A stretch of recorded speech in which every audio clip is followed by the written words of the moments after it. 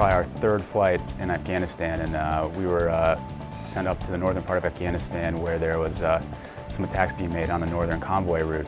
The Air Force sent in some A-10s to cover some of our Army guys that were down on the ground that were under fire. And then all of a sudden, we hear an A-10 pilot on the radio call up and ask for some gas, and we were there able to give it to him.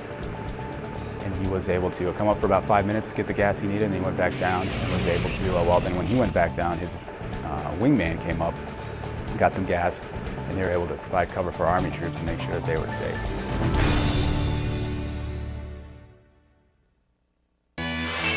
We were flying, we're about 6 hours into our mission, and we got a call for direct support for 2 F-15 fighters.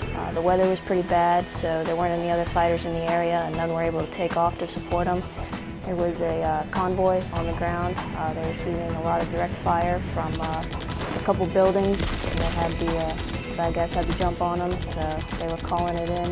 We proceeded to the area. We had to take gas from another KC-10 to be able to support them for the couple hours that they were going to be covering the ground troops.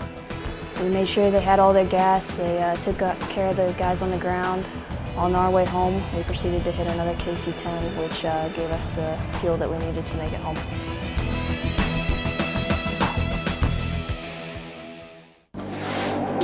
There was one instance that I remember a couple years ago. We were just flying over Afghanistan, and next thing we know, we hear over the radios, "Hey, you guys need to hurry up.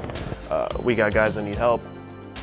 And so the fighter guys, you know, they're kind of in a rush, so they come get their gas, and they leave, and then I go up front, and I remember sitting in my seat in the cockpit, and I look down to the ground, and I see explosions going off, and I'm like, what's going on? And my pilot says those were the bombs from the guys that we just refueled.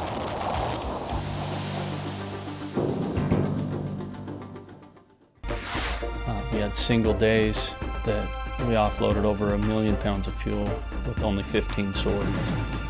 Some pretty amazing numbers, and what that does, that provides an opportunity for combat aircraft to stay in the air to support the warfighter on the ground. And oftentimes in the dining hall you have guys coming in and they'd thank us for the things we were doing for keeping those aircraft in the air.